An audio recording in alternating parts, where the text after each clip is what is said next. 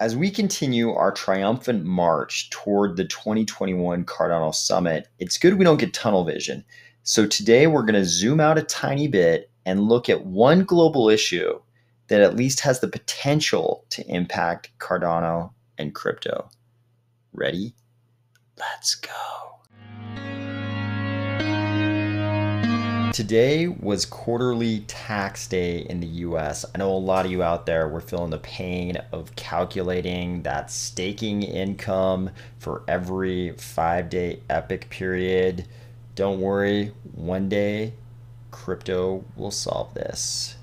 For those of you who aren't familiar with this system, yes, in the US, if you're self-employed, you probably have to pay your taxes 4 times a year, plus sort of an annual reconciliation.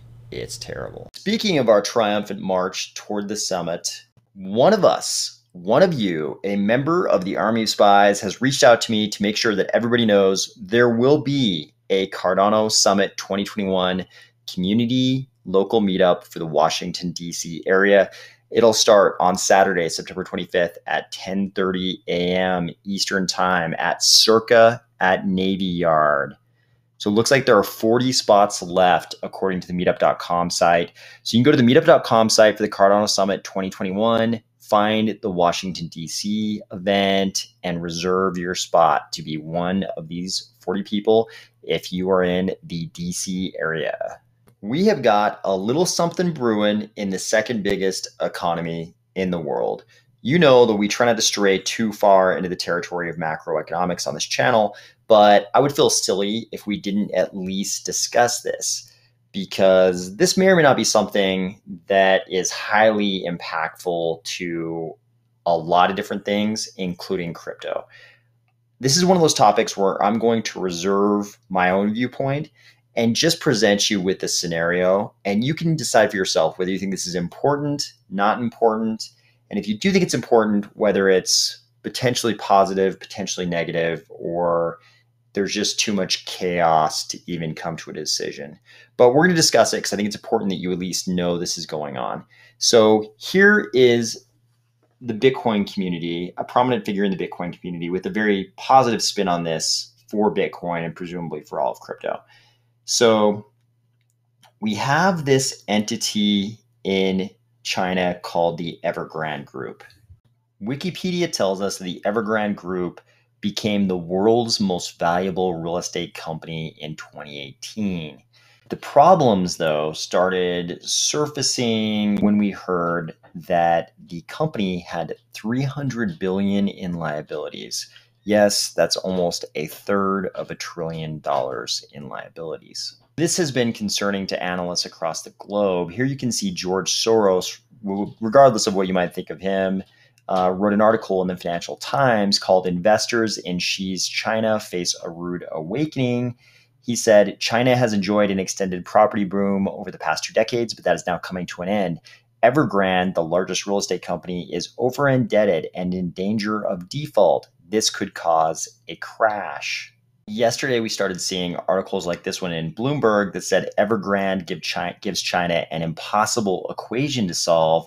That impossible equation is the $300 billion in liabilities, while a huge portion of the assets of Evergrande are tied up in real estate inventory, and a lot of that real estate inventory is unfinished projects. This article says that home sales in China are slumping and that Evergrande will have an even tougher time moving that inventory, when recently it's been taking them 3.5 years to sell unfinished projects already.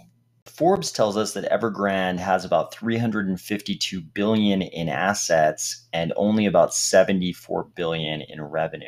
So it was not a big shocker today when we got the news that the Housing Authority of the government of China had informed China's major banks that Evergrande wouldn't be able to make its loan interest payments due on September 20th. Due to the size of this company, people are immediately asking questions like, is this the China property bubble about to burst? And WTF does this even mean? To which they got responses like, critics have argued that China's housing market is a massive bubble, orders of magnitude larger than the US in 2008. If history repeats itself, and to be fair, it never does, this is China's Lehman Brothers.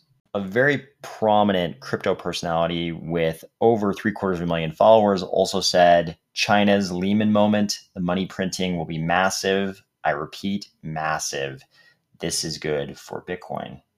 Investopedia tells us that Lehman Brothers filed for bankruptcy in 2008 when they had about 25,000 employees, 639 billion in assets, and 613 billion in liabilities. I lived through this as a working adult, and it was quite the event. So what we have so far is an Evergrande of today with 305 billion in liabilities, 352 billion in assets. Lehman in 2008 had 613 billion in liabilities and 639 billion in assets. Interestingly, the GDP of China right now might be something like 16.6 trillion, while the GDP of the US in 2008 was about 14.7 trillion. So not too far off from the current GDP of China. It seems from those numbers that when we look at Evergrande today, we're really looking at about half of a 2008 Lehman. Whether or not this actually feels like half a Lehman Brothers collapse depends on a lot of complicated factors, like who holds all of Evergrande's debt. It looks like it's probably a lot of small banks, probably a lot of big banks, but also a lot of small banks who might also hold debt from other vendors of Evergrande who might be providing construction materials to Evergrande. So if Evergrande collapses, these vendors providing materials for Evergrande construction might also suffer. So there might be some knock-on effects for these smaller banks who are also dealing with the vendors. And maybe the biggest factor is what the Chinese government does. Will the Chinese government step in and bail out Evergrande? Will it take a harder line? We don't know. Obviously, some in the crypto community will be cheering for the Chinese government to step in and bail out an entity as big as Evergrande, because that sounds like the money printing machine, which people in crypto are a fan of because they think massive money printing will just buoy up the asset values of crypto.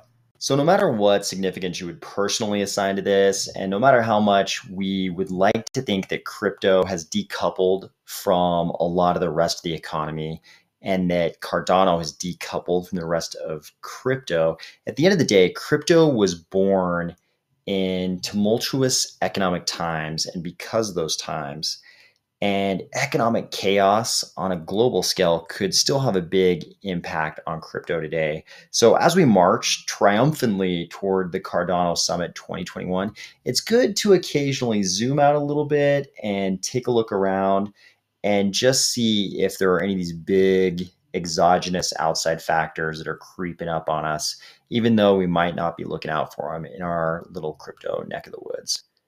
Talk to you tomorrow.